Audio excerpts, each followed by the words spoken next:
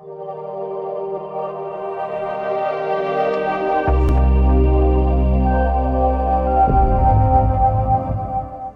மக்களே, welcome back to Serial 96 YouTube channel. Mangalore series பார்த்துட்ருக்கோம், day 2. இன்றைக்கி மேங்களூர் டு மூகாம்பிகை பார்க்க போகிறோம். நீங்களும் எங்களோட டிஜிட்டல் ட்ராவல் பண்ணுங்கள். இது Serial 96 YouTube channel. Welcome back. Day 1 நம்ம மேங்களூர்லேயே ஸ்டே பண்ணிட்டோம். டே 2 வந்து சில கோயில்களுக்கு போயிட்டு அப்படியே மூகாம்பிகை கண்டினியூ பண்ணலான்ட்டு இருக்கோம்.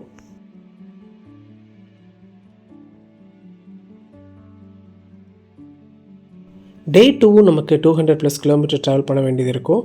ஏற்கனவே நம்ம பிளான் படி மேங்களூர், உடுப்பி, குந்தாபுரம் வழியாக மூகாம்பிகை ரீச் பண்ண போகிறோம்.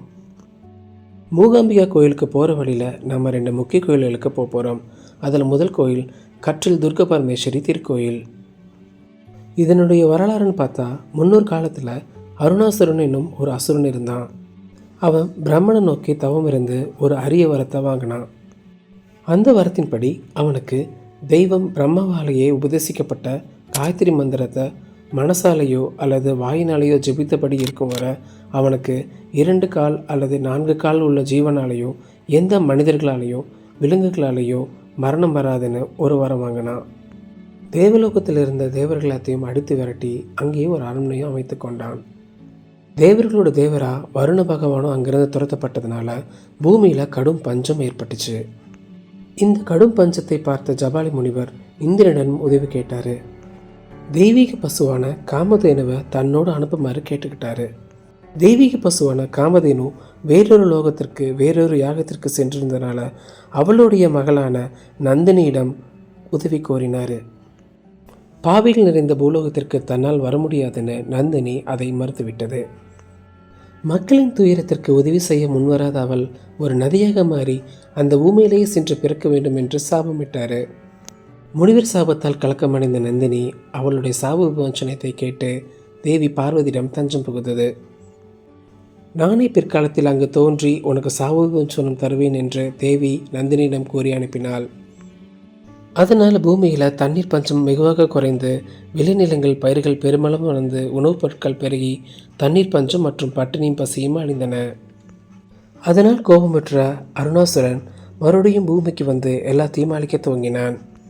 இதனை தாங்க முடியாத தேவர்கள் அசுரனை அழிக்க தேவி பார்வதியிடம் சென்று மீண்டும் வேண்டுகோள் விடுத்தனர். ஆனால் காயத்ரி மந்திரம் ஓதுவதை நிறுத்தும் வரை அசுரனை யாராலும் அழிக்க முடியாது என்பதில் முதலில் பகவான் பிரகஸ்பதியை அனுப்பி அவர் மூலம் எதையாவது செய்து அவன் மந்திர உச்சாடனை செய்வதை தடுத்து நிறுத்த வேண்டும் என தேவி பார்வதி தேவர்களிடம் கூறினார். அவ்வாறே பிரகஸ்பதியும் அசுரனிடம் சென்று அவனை மந்திரம் உச்சாடனை செய்யாதவாறு மாற்றினார். இதுவே சரியான தருணம் என்று எண்ணிய தேவி தன்னை ஓர் பேரழகியாக பெண்ணாக மாற்றிக்கொண்டு அந்த தோட்டத்தில் சென்று அருணாசுரிடம் கண்களில் தெரியுமாறு ஓடி ஆடத் துவங்கி அவளது அழகில் ஒரு கணம் தன்னை மறந்த அருணாசுரன் அவளை பிடிக்க ஓடினான். பார்வதி தேவியும் அருகில் இருந்த மலைப்பகுதி வரை ஓடினாள். தன்னை துரத்தி கொண்டு தன் அருகில் அவன் வரும் வகையில் ஓடி வந்து அங்கிருந்து ஒரு குகையில் இருந்த பெரும் தேனீக்கூட்டில் ஒரு தேனியாக தன்னை மாற்றிக்கொண்டு மறைந்து கொண்டாள். அதை அறிந்திடாத அசுரனும் அவளை துரத்தி கொண்டு குகைக்குள் நுழைய முயல தமது கூட்டை கலைக்க வந்தவன் என நினைத்த தேனீக்கள் ஆக்ரோஷமாக அவளை நோக்கி பறந்து வந்து தாக்க தூங்கின.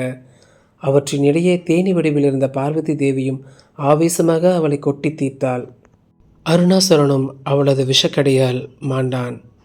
அசுரனை வதம் செய்த பின்பு தேவி அங்கிருந்த ஆற்றில் மூழ்கினாள். அத்துடன் நந்தினி தேவியின் சாபமும் நீங்கியது. இன்றளவும் நந்தினியாரை நம்ம அங்கே பார்க்கலாம். நந்தினி ஆற்றுக்கு நடுவில் அம்மன் அழகாக வீற்று நமக்கு அருள் பாவிக்கிறாங்க. நீங்கள் பார்த்துட்ருக்கிற இந்த குகையிலிருந்து தான் அம்மன் தேனியாக வடிவெடுத்து அசுரனை அழித்தாள். நம்ம துர்கா பரமேஸ்வரி ஆலயத்தில் அம்மனுடன் நல்ல அருள் வாங்கிட்டு அடுத்து மூகாம்பிகை நோக்கி பயணம் பண்ண ஆரம்பித்தோம். இடையில நம்ம ஆனகுடின்னு ஒரு கோயிலுக்கு போக போகிறோம். வாங்க பார்க்கலாம்.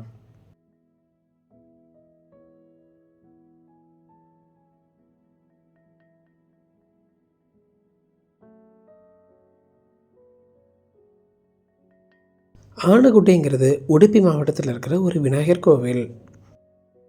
இது ஒரு முக்தித்தலன் கூட சொல்லலாங்க. இந்த இடத்துல இன்னொரு பேர் இருக்குது. அதுக்கு பேர் கும்பாசி. நாட்டுப்புற கதைகளின்படி கும்பாசுரனின் அரக்கன் பாண்டவர்களில் ஒருவரான பீமனால் இந்த கிராமத்தில் கொல்லப்பட்டான். விநாயகப் பெருமான் வழங்கிய சக்தி வாய்ந்த வாளால் பீமன் அசுரனை கொன்றதனால் இந்த கிராமத்தில் விநாயகர் வழிபாடு தொடங்கியது. இங்கே ஒரு சிறப்பு என்னன்னா, விநாயகர் முகம் தங்க நிறத்திலையும் உடல் வெள்ளி நிறத்திலையும் காணப்படுகிறது. 4 கைகளை கொண்ட விநாயகர் 2 கை மேல் உயர்த்தி வரத்தை கொடுப்பவராகவும் 2 கைகள் கீழ் நோக்கி முக்தி கொடுப்பவராகவும் இருக்காரு. நாமளும் இந்த கோயில் வழிபட்டு எல்லா தடைகளும் நீங்க இறைவனை வேண்டிக்கிறோம். நல்லபடியாக சாமி கும்பிட்டு அடுத்து நம்ம மூகாம்பிகா கோயில் நோக்கி பயணம் ஆரம்பிச்சிட்டோம். போகிற வழியெல்லாம் ரொம்ப அழகாக பசுமையாக இருந்துச்சுங்க. உயர்ந்த மரங்கள், சுத்தமான காற்று, சாரல் மலைன்னு மனசுக்கு ரொம்ப சந்தோஷமாகவும் சாந்தமாகவும் இருந்துச்சு. நம்ம முன்னாடியே சொன்ன மாதிரி ஒரு பயணம்னா கொஞ்சம் தூரம் போகிறது மட்டும் இல்லைங்க, அதையும் கடந்த ஒரு நல்ல நினைவுகளை நமக்குள்ளே சேகரிக்குதுன்னு சொல்லலாம். மதியம் ஒரு 12:30 மணிக்கு நம்ம மூகாம்பிகா கோயிலை ரீச் பண்ணிட்டோம். இந்த திருக்கோவிலுடைய வரலாறு ஏற்கனவே நம்ம முந்தைய பதிவுகளில் பார்த்துருக்கோம். பார்க்காதவங்களுக்கு டிஸ்கிரிப்ஷனில் லிங்க் தரேன், போய் பாருங்கள். இந்த தடவையும் ரொம்ப மழை பெஞ்சதுனால நம்மளால் சௌபர்ணிகா ரிவருக்கு போக முடியலைங்க. ஆனால் உங்களுக்கு ஒரு வாய்ப்பு கிடைச்சதுன்னா சௌபர்ணிகா நதியில் போய் நீராடிட்டு அதுக்கப்புறமா கோயிலுக்குள்ளே போங்க, ரொம்ப சிறப்பாக இருக்கும்.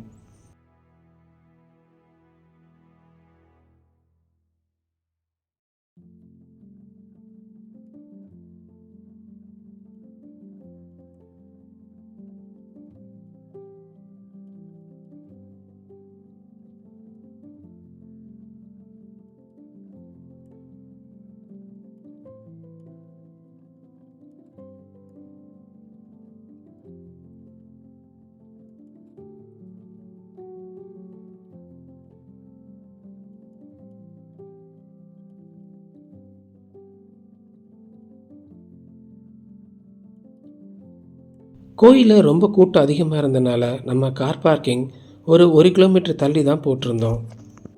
அதுக்கப்புறம் அப்படியே நடந்து போய் இன்ஃபர்மேஷன் சென்டரில் புது கார் பூஜையை பற்றி கேட்டு தெரிஞ்சுக்கிட்டோம். அவங்க சொன்ன தகவல் படி எல்லா டிக்கெட்டுமே கோயிலுக்கு உள்ளே இருக்கிற டிக்கெட் கவுண்டரில் தான் கொடுக்குறாங்க. நம்ம 100 ரூபா டிக்கெட் எடுத்துகிட்டு வெளியில் இருக்கிற செக்யூரிட்டிகிட்ட அந்த டிக்கெட்டை காமிச்சா நம்ம கார் உள்ளே பார்க் பண்ணுறதுக்கு அவங்க அனுமதி கொடுப்பாங்க. நம்ம கார் பூஜையோட டிக்கெட் எடுத்துகிட்டு அப்படியே நெய்விளக்குக்கும் டிக்கெட் வாங்கிட்டு சன்னிதானத்திலே நெய்விளக்கு ஏற்றணும்.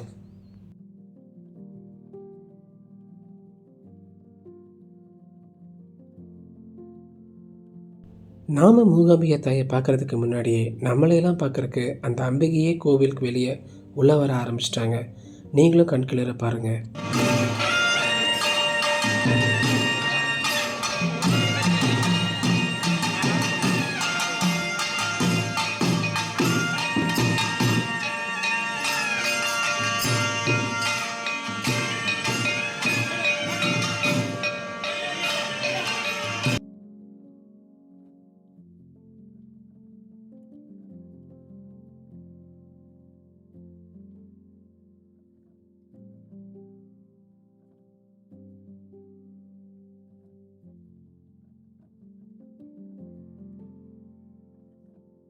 நாமளும் நல்ல கூட்டத்தில் மூகாம்பிகை தரிசனம் பண்ணிட்டு வந்த பிறகு ஒரு 1:30 மணிக்கு நட சாத்திட்டாங்க. மறுபடியும் 3:30 மணிக்கு தான் நட திறப்பாங்க.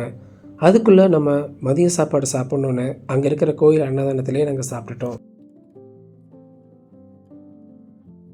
கரெக்டாக 3:15 மணிக்கு நம்ம பூஜை டிக்கெட்டை காட்டி நம்ம காரை கோவிலுக்குள்ளே வாசலில் பார்க் பண்ணுறதுக்கு அனுமதிச்சாங்க.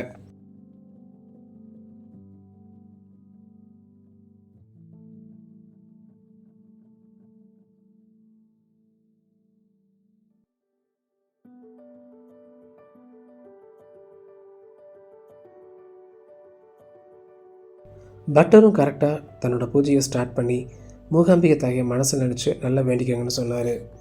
நல்லபடியாக நம்ம ஆசையும் நிறைவேறிடுச்சு. முன்னாடியே சொன்ன மாதிரி தாங்க, மூகாம்பிகா கோவிலுக்கு சொந்த காரில் வரணும்னு எனக்கு ரொம்ப நாளாக ஒரு ஆசை. இந்த வருஷம் அதை நிறைவேறிடுச்சு.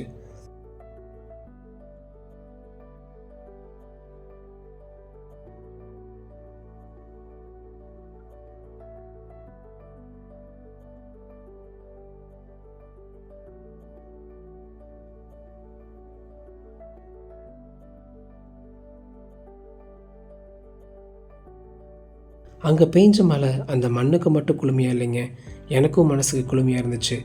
மூகாம்பிகை அருள் நல்லபடியாக கிடச்சி என் மனசும் நிறைஞ்சிருந்துச்சுங்க. உங்களுக்கு இந்த வீடியோ பிடிச்சிருந்தா மறக்காமல் லைக் பண்ணுங்கள், ஷேர் பண்ணுங்கள், சப்ஸ்கிரைப் பண்ணுங்கள். நம்மளோட அடுத்த பயணம் பேக்கல் ஃபோர்ட். அங்கே மீட் பண்ணலாம். Stay tune. இது சிறைகள் 96 யூடியூப் சேனல். நன்றி, வணக்கம்.